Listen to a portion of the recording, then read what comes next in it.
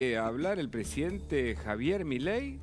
Paula Rossi, buenas tardes, ¿cómo estás? Buenas tardes, Hugo, ¿cómo estás? Mira, una entrevista que dio el presidente argentino Javier Milei a Patricia Janiot, ex CNN, Sí, muy claro. conocida ella. Claro. Una entrevista que se compartió en YouTube y que genera polémica con Colombia. ¿Por qué? Por estas declaraciones del presidente Javier Milei. Lo escuchamos. Por favor. A nivel internacional, presidente Donald Trump, uno de los líderes de la libertad en contra del socialismo global. Gustavo Petro, Un comunista asesino que está hundiendo a Colombia. Gabriel Boric, Alguien que tiene las ideas incorrectas desde mi punto de vista. y el presidente de El Salvador, Bukele, que busca su reelección ahora. Alguien que, a pesar de la adversidad, logró llevar a cabo su programa de gobierno. Bueno, a lo Milei. Dijo, Petro es un comunista asesino. Que está hundiendo a Colombia. Así se refirió el presidente argentino al presidente colombiano y, por supuesto, respondieron desde Colombia. Vamos a ver el comunicado que hizo la Cancillería de Por aquel favor. país con respecto a las declaraciones del presidente de la República Argentina. Dice, en nombre del gobierno de Colombia, el ministro de Relaciones Exteriores presenta su más enérgica protesta por las irrespetuosas e irresponsables declaraciones del presidente de la República Argentina, señor Javier Milei, en contra del presidente Gustavo Petro en el desarrollo de una entrevista con la periodista Ángela Patricia Janiot en el programa ¿Qué pasó con lo que pasó?, emitido el 25 de enero. El gobierno de Colombia rechaza enérgicamente esta declaración que atenta contra la honra del primer mandatario, quien ha sido elegido de manera democrática y legítima. Las palabras del presidente desconocen y vulneran los profundos lazos de amistad, entendimiento y cooperación que históricamente han unido a Colombia y la Argentina y que se han reforzado a lo largo de 2 siglos. ¿Y qué es lo que pasó? Dice, Sí. En consecuencia de todo esto, llamaron a consulta al embajador Camilo Romero, que es Claro, el representante argentino del en gobierno. Colombia. El representante, en realidad, de Colombia en la Argentina. Primero el representante de Colombia en la Argentina. Es el claro. representante de Colombia en la Argentina, el representante del gobierno de Petro en la Argentina, que además tuiteó esto después de las declaraciones del presidente. Dice Camilo Romero, Milei es un hipócrita, mientras hoy le solicita a nuestro gobierno beneplácito para su nuevo embajador en Colombia, llama asesino al presidente Gustavo Petro. Había atacado ya a Lula y hasta al Papa Francisco. Podemos pensar distinto, pero la región y la hermandad histórica de nuestros pueblos deben estar por encima de las diferencias. Ese Romero es el embajador de Colombia en la Argentina, es a quien el gobierno de Petro llama a consulta por este altercado diplomático que se acaba de dar después de las expresiones de Javier Milei. Recordemos que cuando Milei había ganado la presidencia en la Argentina, bueno, por supuesto Petro se había manifestado disconforme con esa instancia, debido a que claramente tienen amplias diferencias ideológicas. En ese momento la producción decía, está atenta a todo. Claro. En ese momento Petro decía, ha ganado la extrema derecha en la Argentina, es la decisión de su sociedad, triste para América Latina y ya veremos. El neoliberalismo ya no tiene propuesta para la sociedad, no puede responder a los problemas actuales de la humanidad. Así que hay que ver también si hay una respuesta de la Cancillería argentina. Por supuesto, ya estamos en consulta. Esto acaba de pasar por, bueno, la entrevista que dio Javier Milei en el día de hoy, que también tiene otros muchos conceptos que vamos a analizar durante la tarde, porque habló de la situación en la Argentina, habló de la ley ómnibus, habló de muchas cosas. Matías, si está, por favor, ¿podemos repetir la parte de la entrevista de Milei? Si lo tenemos, por las dudas que alguno se enganche ahora y quiera escuchar lo que acaba de decir Milei en esta entrevista internacional. A ver. a nivel internacional, presidente Donald Trump, Uno de los líderes de la libertad en contra del socialismo global. Gustavo Petro, Un comunista asesino que está hundiendo a Colombia. Gabriel Boric, Alguien que tiene las ideas incorrectas desde mi punto de vista. y el presidente de El Salvador, Bukele, que busca su reelección ahora. Alguien que, a pesar de la adversidad, logró llevar a cabo su programa de gobierno. Bueno, parte de lo que dijo Milei en esta entrevista internacional, pero hay más repercusiones, ¿no es cierto, Paula? Bueno, contábamos recién el comunicado de la Cancillería, contábamos también las expresiones del embajador colombiano en la Argentina y Gustavo Petro, que da el aval a Romero en su cuenta de Twitter y repostea ese mensaje que recién acabamos de leer. Rubén Rabanal, buenas tardes, ¿cómo le va? ¿Cómo le va? Me quedé enganchado con el tono, además, en el que hablaba Milei. ¿Por qué? Me da la sensación que está tomando a la CNN como un enemigo, aliándose a Donald Trump, que es también para Donald Trump la CNN es un enemigo. Porque ¿Notaste un gesto adusto? El tono era como duro. Seco. No era Ella lo hizo para su canal, canal de YouTube, para su canal donde hace Patricia, entrevistas, no, exacto, Patricia. Pero bueno, claramente... Pero tiene un pasado, en la CNN y tiene, por eso digo. Intercambios durante toda la entrevista, también con preguntas y repreguntas que después, por supuesto... Bueno, interesante. Pero él lo está identificando con ese lado, claramente además ella es una crítica de su admirado. Deja contenido de todo tipo. Y por ejemplo, queremos la opinión de Roberto Kachanowski, a quien agradecemos su visita aquí a los estudios de La Nación Más. Siempre lo tenemos por la pantalla, ahora lo tenemos en vivo, Roberto. Hoy vine. Hoy vine. Y vino con todos los papeles, vino dateado, tiene todo, ¿no? Los documentos. Sí, traje la notebook. Para hablar de economía, la notebook. Pero una opinión sobre esto que acaba de ocurrir. Yo creo que como presidente no podés expresar de esa manera, es mi opinión, pero que diga lo que se le da la gana. Sí, es cierto que Janot era de CNN. Sí, claro. ¿Sí? Pero, de todas formas, a ver, la pregunta es, ¿por qué lo tilda de criminal, asesino o cosa por el estilo? Creo que era terrorista, ¿no es cierto?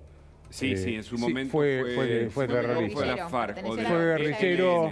Sí, fue guerrillero. Sí, del M-19. Sí. Puede ser que por eso lo esté tildando. Por eso la calificación. Me parece que debe venir por ahí, ¿no? Pero Milei también dijo que quiere que estamos cerca de dolarizar y justamente son temas para conversar con Kachanowski, con Rabanal, con todo este equipo. ¿Lo escuchamos, a ver? Fíjese que nosotros prácticamente no expandimos la base, dado lo que se está contrayendo por sector público, y sin embargo nosotros hemos comprado en poco más de un mes 5.000 millones de dólares. Y sabe, la base monetaria en Argentina es de 7.500 millones de dólares. Es decir, estamos a muy poco de poder dolarizar. Es decir, si nosotros pudiéramos limpiar todos los pasivos remunerados, Argentina ya estaría en condiciones, con muy poquita plata, estaría en condiciones de dolarizar. Por lo tanto, y de esa manera exterminaríamos la inflación. Una tensión sigue en Rubén Rabanal y Roberto Kachanowski. Esta parte sí. Yo no voy a teorizar sobre economía estando Kachanowski en la mesa, pero ya lo dejo. Pero lo que quiero decir es, claro, empezó a hablar Milei y yo estaba esperando el if, el condicional que tenía que aparecer en algún momento. Es decir, porque está bien. ¿Cuál es el condicional? Y para la deuda, gente, ¿no? La deuda del central. No estamos todavía en la situación en la que dice. Estaríamos en esa situación, acercarnos en dólares al equivalente a la base monetaria. ¿7.500 millones de dólares? Claro, pero estaríamos en esas condiciones. Yo por eso estaba esperando que lo dijera y finalmente está bien, lo dijo. Si no tuvieras todavía la mochila encima de toda la deuda, de la deuda del Banco Central. Porque esos 7.000 millones de dólares no son positivos todavía. Todavía no son positivos. Valga la aclaración, señor Kachanowski, lo escuchamos. Bueno, ahí hay dos problemas que marcó muy bien. Uno es el tema de si podés dolarizar o no. Dejemos de lado si me interesa o no dolarizar, o sea, si quiero o no dolarizar. Si es conveniente o no. Quiere dolarizar y fue uno de sus... Está bien, pero dejemos de lado el debate si es conveniente o no es conveniente. El tema es, ¿podés hacerlo o no podés hacerlo? Porque son dos cosas totalmente distintas, ¿no? Y ahí vuelvo sobre el mismo punto. Yo no sé qué tipo de cambio tomó para decir que son 7.500 millones de dólares la base monetaria. ¿No coincidís con el dato? Y en este momento son 10 billones de pesos. De manera que tiene que estar tomando el tipo de cambio, no sé, debe estar tomando el contado con líquido, una cosa por el estilo, para que te dé. Dijo el otro, no tenemos una calculadora tan grande para hacer la cuenta. Claro, por eso estoy haciendo la cuenta mentalmente, pero no me da. Pero puede estar cerca de ese valor. Sí, a ver, suponete que estén 7.500, 10.000 millones por ahí. Pero después tenés otros 27.000 millones de dólares, el equivalente, a dólares de lo que son los pasivos remunerados, que ahora son los pases. Entonces, Ahí lo primero que yo voy a recordar es que él dijo varias veces que en el celular tenía la confirmación de un gran fondo de inversión que le aseguraba 10.000 millones de dólares. Eso lo dijo en una entrevista. Y es más, después en otro programa dijo, ya no hay un solo fondo, sino que nos vienen a buscar para darnos los dólares. Como para hacer la conversación interesante, ¿no? Sí. No, pero la conversación es interesante porque es lo que te dice en la campaña para y después lo que te dice. A favor como si estuviera defendiendo al gobierno, sí, en ese sentido. Suponete que él dice, lo hago en una segunda etapa porque primero voy al déficit cero. Suponete que ese sea el argumento para pensar...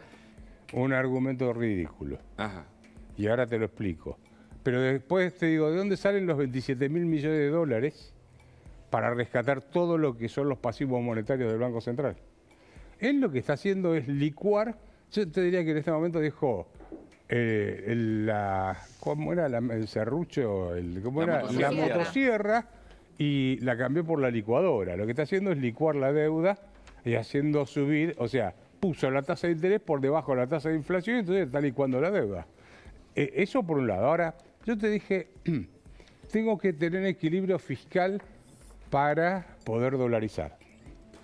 Primero que no es cierto eso. Pero además, acá hay una confusión. El problema no es el equilibrio o déficit fiscal. Acá el problema es el gasto público. Yo te voy a mostrar, mira, justamente hoy lo estaba trabajando, dos grafiquitos muy cortitos. Este que no sé si ahí lo engancha la cámara. A ver. Ahí llega la... Bien. ¿Esto sabés qué es? ¿Qué es? Este es el resultado fiscal en la época, los primeros años de Néstor Kirchner. Ahí te toman... A ver. Sí. ¿Se ve ahí? Ahí está. Son todos barras positivas. Sí. ¿Sí? O sea, no hubo déficit fiscal en todo ese periodo. ¿Ok? ¿Qué pasó con la inflación? Subió. ¿Ok? Entonces, acá hay un problema. Esta búsqueda empecinada del déficit cero, decís que no es una solución para la inflación. Es absurdo. A ver, yo no te digo que no tiene que haber equilibrio fiscal. Sí debería haberlo. Lo que estoy diciendo es que no emití solamente por el déficit fiscal. Él está emitiendo para comprar dólares que, ojo, a los exportadores los siguen obligando a vender sus dólares al Banco Central. Mientras tanto, él dice que no quiere negociar nada. A ver, ¿cómo lo expresaba? En la ley Ómnibus, ¿cuáles son esos artículos en los que usted no está dispuesto a ceder, que son innegociables? No estoy dispuesto a negociar nada. Bueno, tengo entendido que ya hay 100 artículos menos de los que enviaron inicialmente.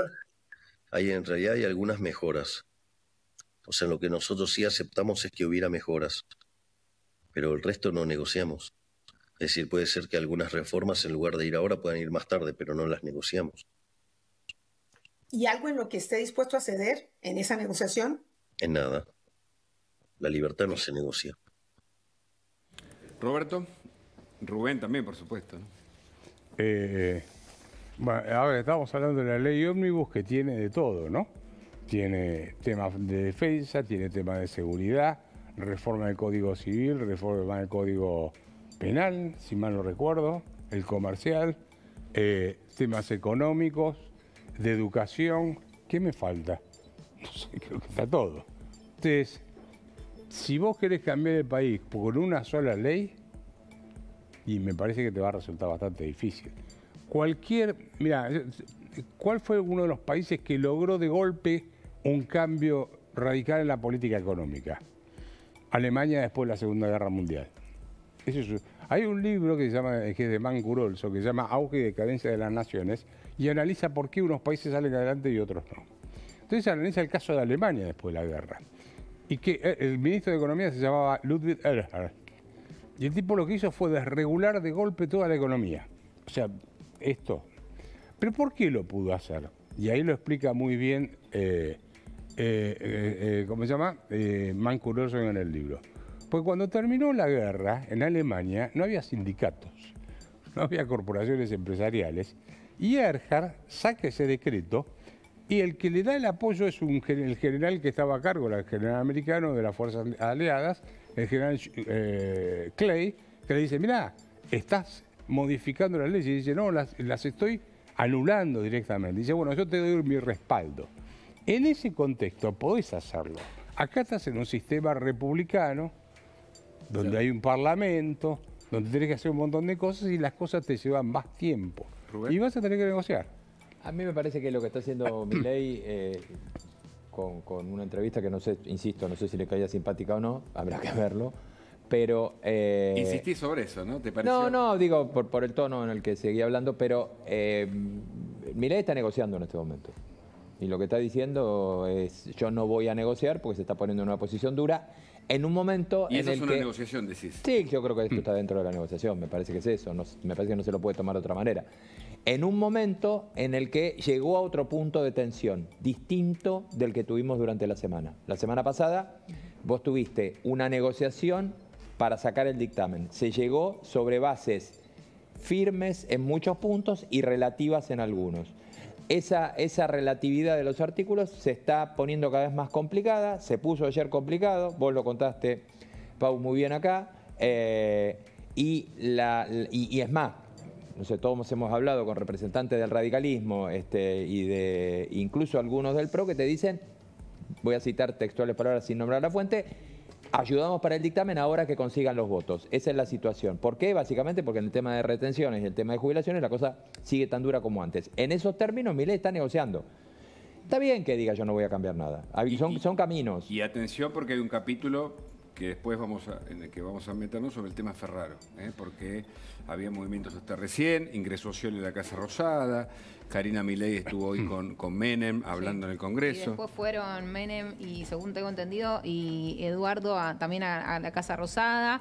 Y hay una fuerte tensión con los gobernadores que, más allá de que no vayan a cambiar su postura con respecto a acompañar la mayor parte de la ley o esas reformas que les parecen que están bien y oponerse al tema de las retenciones, se originó una alta fricción por las declaraciones que fueron dándose en los últimos días e incluso también el humor, si querés, dentro de los bloques aliados, que era un poco lo que decía Rubén, fue mutando en estos momentos. Debido justamente a eso, hay algunos que dicen, bueno, escuchan pero no deciden introducir esos cambios que estamos pidiendo. Así que hay ahí una tensión bastante marcada y te digo que va a ser un fin de semana porque el martes en teoría se trata en sesión, ¿no? Que no terminemos diciendo al final del día que el problema de Ferraro tuvo más que ver con una interna descontrolada dentro del gobierno que con una decisión del presidente. Recordemos, además, Ferraro era... Nos preguntamos a esta altura. Bueno, por eso, ¿era exactamente el ministro de Infraestructura o es? En boletín hoy no salió. No. Y hoy Adorni no habló. Hay quienes creen que hay un proceso para pedirle disculpas por lo que pasó. Por eso. Y hoy Adorni no habló, en teoría, porque claramente Milei estuvo en un homenaje a las víctimas del Holocausto, justamente en ese horario. Sí, además había... Es la explicación formal y, por supuesto, oficial. Pero había una transmisión oficial del acto del presidente justamente en el Museo del Holocausto que coincidía con la hora en que iba a ser la conferencia de Adorni. Entonces, bueno, justamente se decidió postergar la conferencia y después, durante el día, por lo menos no hubo información de que se iba a dar igual esta conferencia que hace todas las mañanas el vocero. Además, en el medio hay una cuestión que es absolutamente estructural y que viene de una puja desde el inicio, antes de que asumiera el gobierno, que es si infraestructura iba a ser un área independiente o infraestructura iba a ser un área dependiente del Ministerio de Economía. Correcto.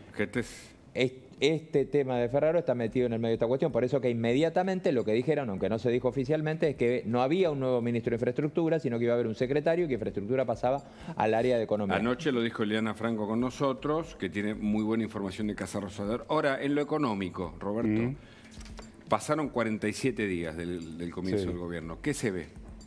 Analizando los números, los datos. Bueno, vos lo que ves ahora es una caída del salario real bastante fuerte. Por eso te decía, dejaron la motosierra y agarraron la licuadora, ¿no? Porque la caída del salario real y de las jubilaciones también, son números que te van a llevar a una caída del consumo muy fuerte. Caída del consumo, caída del salario, devaluación. A ver, esto te va a llevar a una caída del consumo y al mismo tiempo, al caer el consumo, te va a caer la recaudación, con lo cual volvés a entrar en un problema para poder llegar al déficit cero al cual quieren llegar.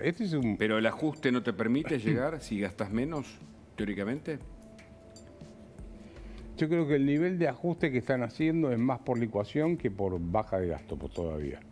¿Y el tema de cuando ingresen los dólares del campo? Perdóname, discúlpame, aclaro una cosa. Digo creo porque hoy debería haberse publicado el boletín fiscal, que se publica el 25, hoy es 26, ¿no? Hoy es 26. No, 26, normalmente 26. entre el 25 y el 24, el 25, el 26 y todavía no se publicó. Por eso quiero ver los números más en detalle. Sí, porque vos sos un abocado de los números, seguís. Soy un Por tipo ejemplo, muy el tema divertido. de la emisión monetaria. ¿Cómo va eso? No, la emisión monetaria, a ver, la emisión monetaria sigue, por eso decía antes, que esto del déficit fiscal, vos no emitís solamente, el Banco Central no emite solamente por déficit fiscal, emite, por ejemplo, porque a los exportadores los obliga a liquidar su posición de reserva. Correcto. ¿Con qué la compra? Con eso que Milei llamó excremento, o sea, con pesos. O sea, le dice, tráeme los dólares, toma excremento. Entonces, eso también te genera una expansión monetaria muy grande. ¿Pero está emitiendo solo para eso o hay emisión? Y después tenés la emisión propia de la dinámica de la deuda que tiene el Banco Central con los pases pasivos, estos benditos. Pero bajó mucho respecto de lo que era con el gobierno anterior, me imagino. ¿Qué cosa? La emisión. La emisión hizo esto. Partió de 10.000, bajó y se disparó y volvió a los 10.000 en el periodo que él está como presidente. Roberto, O sea, bajó y volvió a subir, o sea, volvió al punto de partida. Tenemos que ver cómo sigue ahora. Sí, perdóname. No, ¿cómo podía impactar en toda esta cuestión del déficit fiscal, que el gobierno tiene como una premisa muy fuerte de decir vamos al déficit fiscal cero, el impacto que pueda llegar a tener los dólares que ingresen del agro? Bueno, los dólares que ingresen del agro los va a tener que comprar el Banco Central, ¿correcto? Eso te va a generar una expansión monetaria, pues vas a emitir para... Entonces, ahí vas a tener que decidir. Ahí entra un juego que es el compromiso con el fondo de acumular 10.000 millones de dólares, ¿correcto? Tener que subir la reserva a 10.000 millones de dólares.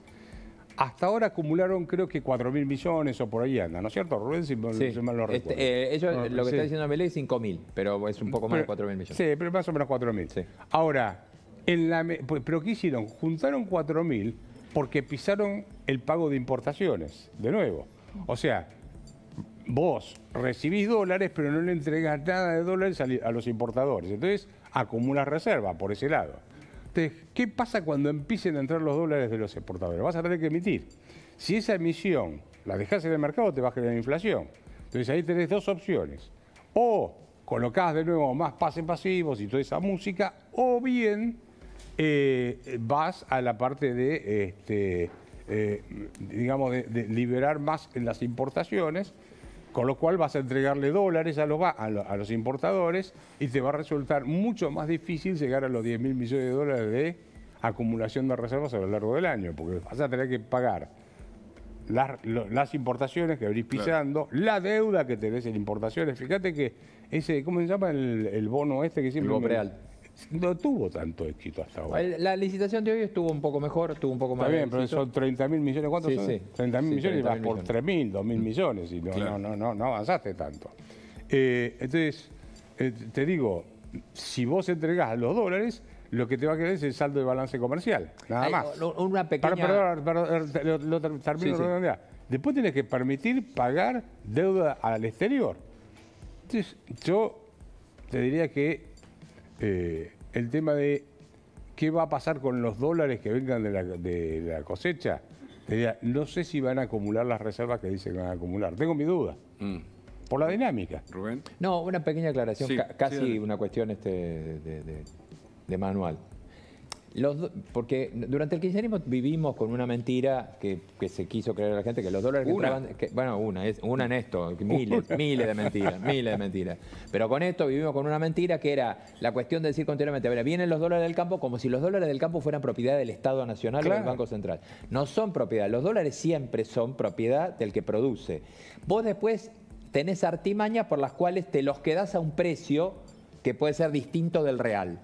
Es decir, te entran los dólares, como todo se liquida a través del Banco Central, vos decís, te los pago, te retengo 33%, te los pago con el dólar de soja, te los pago con el dólar oficial, te quedás con una parte de esa riqueza. Ahora, los tenés que comprar, que es lo que está diciendo Kachanowski. Siempre los tenés que comprar. Claro. ¿Y cómo los compras? Con pesos. Vos al tipo que está en Pergamino y te vendió soja, le vas a mandar pesos y te quedás con sus dólares. ¿A qué precio? venimos mintiendo hace mucho tiempo y venimos perjudicando al campo. Algo se ajustó, pero todavía no. Pero te lo tenés, esto no ha cambiado, por lo tanto, cuando entre los dólares va a haber más pesos dando vuelta. Cuidado que sacó Cachano, ¿qué sacó Cachano? Esto es menos de $1, ¿no? Tampoco saqué tanto. Claro. Esto es menos de $1. Sí, perdón. Y es un San Martín, con los cajeros ese no te lo aceptan. Este es un... Bueno, a ver... Si yo le doy $1, ¿usted me lo cambia, mano a mano? ¿Cómo? Si le doy $1, ¿me lo cambia, mano a mano? No, está haciendo mal negocio si te cambia eso por $1. Si el dólar está más caro que eso. ¿Vos me das $1 y yo te doy esto? Sí. Sí. Estás haciendo mal negocio. No, yo agarro cualquier dólar que ande circulando por ahí. Escuchame una cosa. Yo te digo, estos 1.000 pesos, este billete, ¿se emitió porque hubo déficit fiscal o porque se compraron dólares? Al que no quiere estos pesos, ¿le importa de dónde viene? O sea, si yo te digo, ¿de dónde viene este dólar? Estos 1.000 pesos, ¿emitidos por compra de dólares o emitidos para pagar jubilaciones? ¿Vos tenés idea? No. No, bueno, tampoco te importa. Entonces, con los que te dicen, no, bueno, pero emiten porque entran las reservas, y no me dice nada eso, porque si la gente no quiere los pesos, como está diciendo Rubén, cuando vos emitas para comprar los dólares, eso te va a inflación. Porque la gente no demanda pesos, no quiere pesos. Y ahora empieza un periodo en el cual cae más la demanda de pesos. Ya a fines de enero y en febrero en particular, la gente se saca de encima rápidamente los pesos. Hay un informe, quiero que después me responda, un informe que dice que la inflación va a estar por encima del 200% en el 24 y el dólar a fin de año va a estar en 1.900. Lo escuché esta mañana, pero no sé si lo tenés, si no, después lo buscamos. En cualquier caso, el rol de los gobernadores es clave. En este caso, Jaldo está apoyando en el Congreso la ley ómnibus, pero también ¿cuál es el rol de Valdés, por ejemplo? Bueno, hoy habló Gustavo Valdés, sabemos que hubo algunas idas y vueltas de la Casa Rosada que les marcó a los gobernadores, sobre todo hubo un tuit del ministro de Economía, Luis Caputo, que dijo estamos revisando las transferencias a las provincias, dejaron trascender desde la Casa Rosada también el tema de, bueno, si no se aprueba la ley ómnibus, el ajuste va a ser más fuerte y hay que revisar qué es lo que se transfiere a los territorios provinciales y esto decía hoy el gobernador Gustavo Valdés con respecto a toda esta cuestión que se está dando en el debate público. Más de lo que nos hizo el kirchnerismo en los últimos años a la provincia de Corrientes no nos puede hacer ningún gobierno. El daño que nos ha hecho el kirchnerismo a la provincia de Corrientes no tiene parangón. En líneas generales, nosotros vamos a estar acompañando la ley que propone el Poder Ejecutivo. Nos pusimos de acuerdo en casi todos los puntos. Queda un par de temas de corregir y nosotros vamos a votar la ley que propone el presidente Milei para cambiar la Argentina. Pero hay más, Paula, ¿no? Más repercusiones. Hay más. Si querés, vamos a escuchar en otro tono lo que decía el vicegobernador de Río Negro con respecto a esta cuestión, a estas fricciones, si querés, con la Casa Rosada. A ver. Si la amenaza es, los vamos a fundir, nosotros también vamos a tener que defendernos frente a esa actitud. Y que por supuesto podríamos literalmente dejar sin energía al gobierno nacional. Porque la Patagonia es fundamentalmente el verdadero motor energético de la Argentina por la cantidad de energía que aquí se produce, ¿no? Así que por supuesto en ese juego de amenazas, uno responde como puede, ¿no?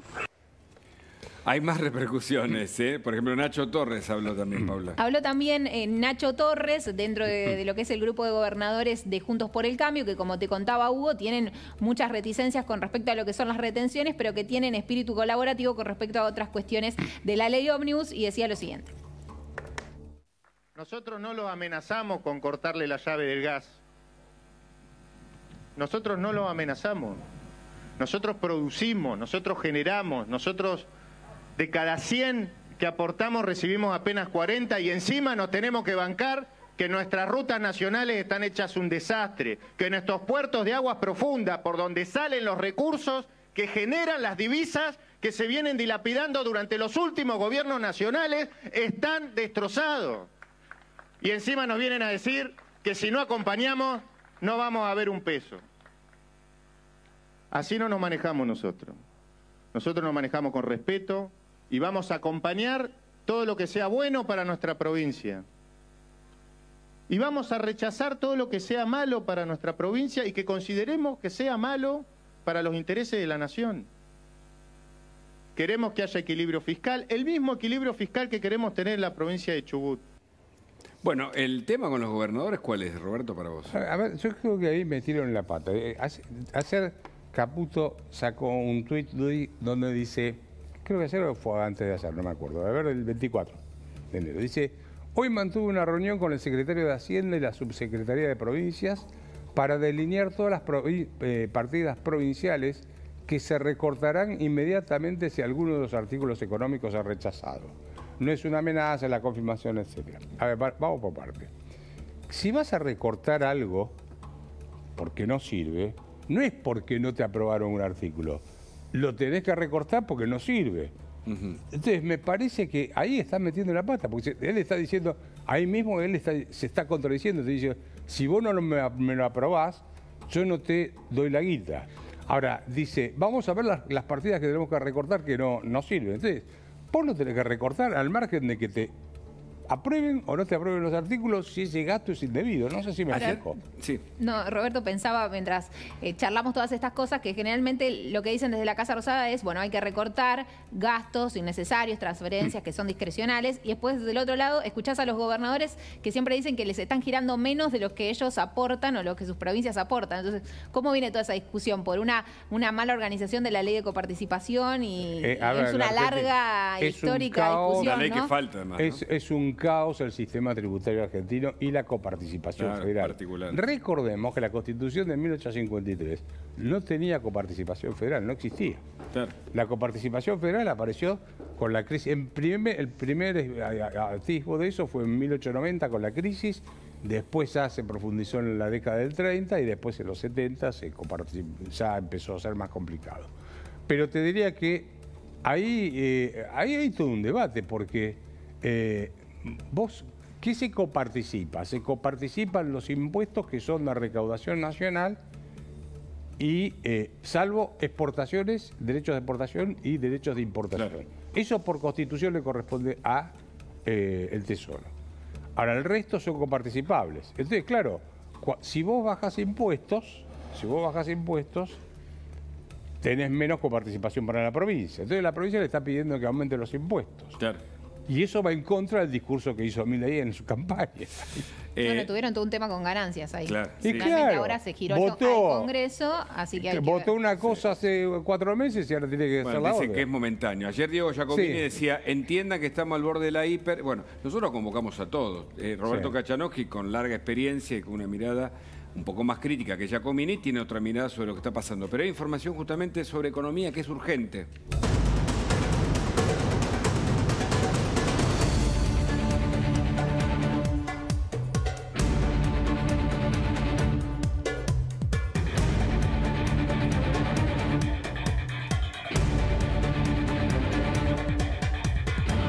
El directorio del Fondo Monetario Internacional discutirá la próxima semana un nuevo acuerdo y se espera que libere un giro de 4.700 millones de dólares.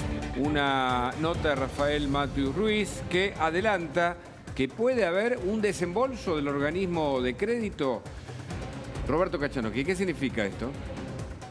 Los 4.700 millones de dólares es el adelanto que le dan para hacer los pagos que le tienen que hacer al Fondo Monetario Internacional, si yo mal no recuerdo, ¿no es cierto? Esto ya está gastado casi en su totalidad. Claro, se le tiene que devolver.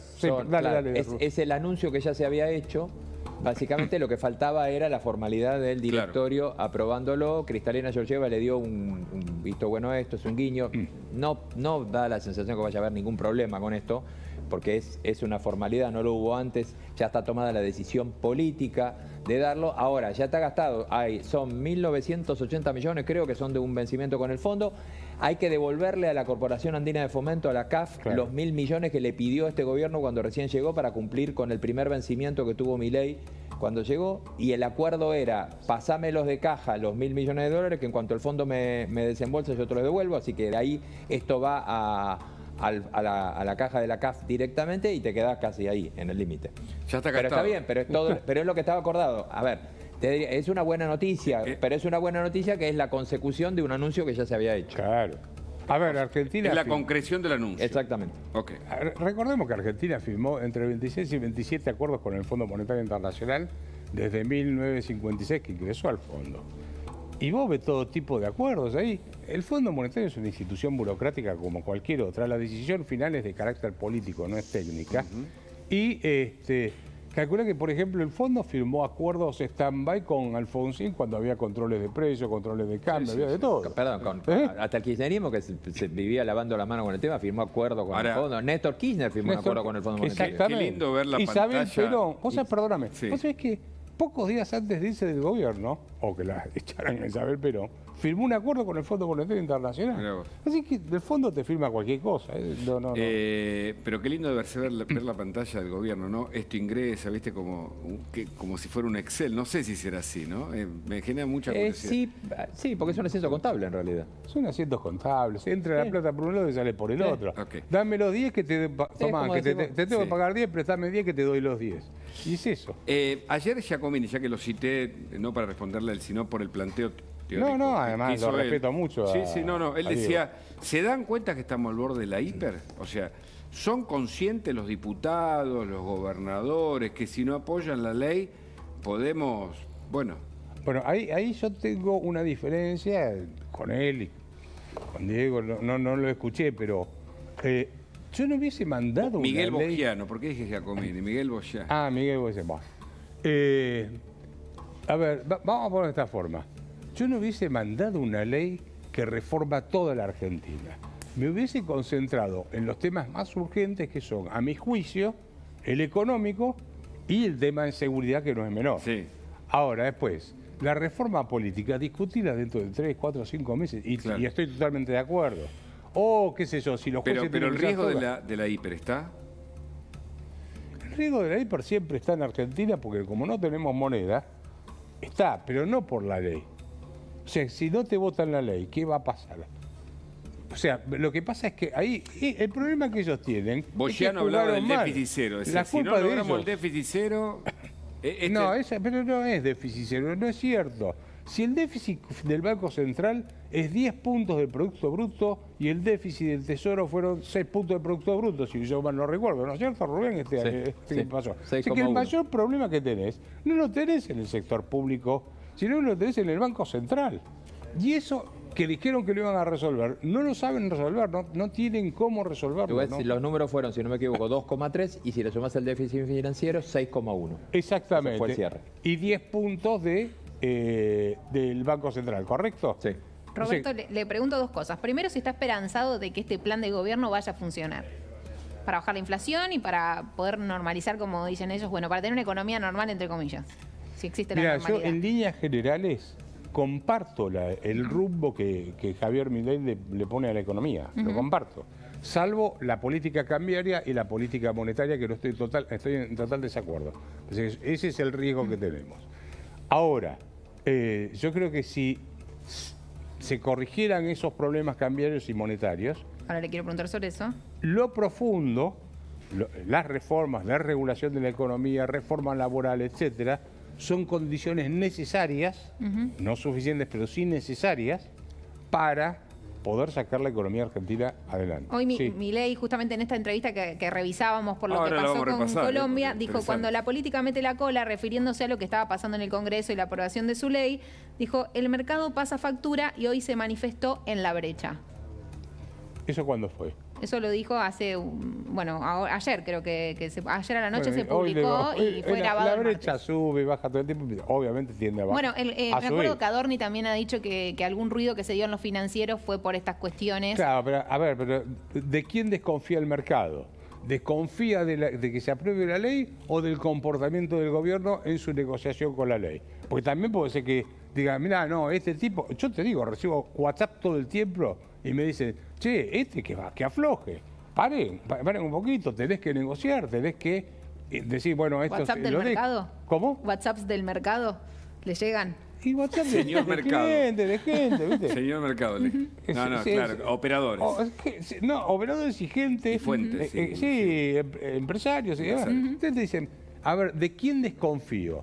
¿Desconfío de los legisladores o desconfío de el comportamiento que está teniendo el gobierno de decir, no, yo me planto acá y de acá... El gobierno dice, nosotros ya hicimos nuestra parte, ahora necesitamos que la haga el Congreso. Eso fue, bueno, la línea yo te voy a decir una cosa. Yo voy a usar una frase que le voy a robar a mi amigo Rosendo Fraga. Sí. Que compartimos muchas charlas con Rosendo. Hurto porque no hay uso de violencia. Hurto. Hurto, no sería robo. Bueno, plagio, vamos a hacer. Bueno, a ver, él dice, las personas pueden cambiar de ideas. Lo que es muy difícil es que cambien de personalidad. De temperamento ese, ¿no? Y ahí está el problema. Ese no es un tema menor cuando vos te encontrás con una situación como esta en la Argentina. Claro. ¿Por qué, Rubén, estuvieron bajos los dólares, por ejemplo, financieros? No, hoy tuviste más que bajo, tuviste una baja. Fíjate, el CCL 1241 había estado más alto. Sí, el Blue, sobre todo, que había llegado a 1240. Ahí lo tenemos. A 1255, después bajó a 1245.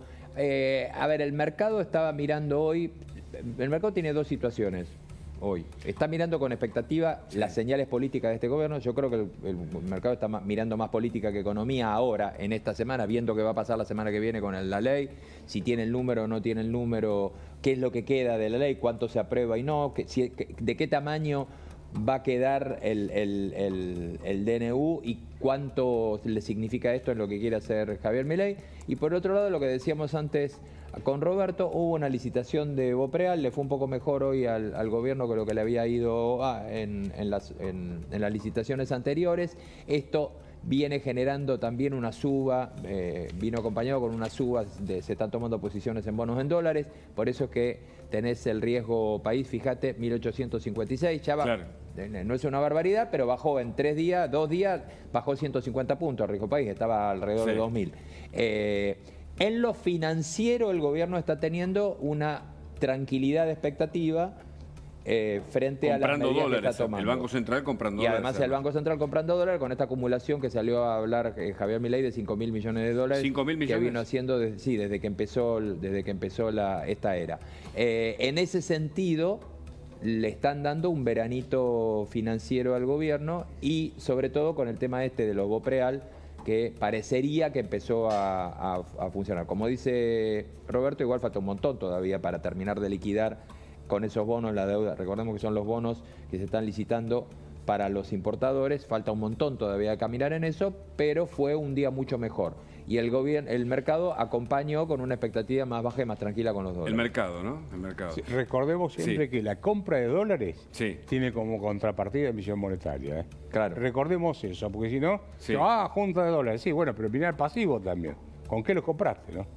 Igual, perdón, Podi, quiero cerrar con una cuestión, y creo que Roberto va a estar de acuerdo en esto. Lo dijiste vos recién, Hugo. El mercado. Una cosa es la economía real y otra cosa es el mercado. Claro. Me hiciste acordar a José Mercado del tema de Cerú Girán. ¿Lo recuerdan? José Mercado, temor. Entonces, es así. La contrapartida es esa. La contrapartida de acumular reservas. Claro. Es emisión monetaria. Después, esto es lo mismo. Mira, pero esto se vio tantas veces en la historia económica argentina.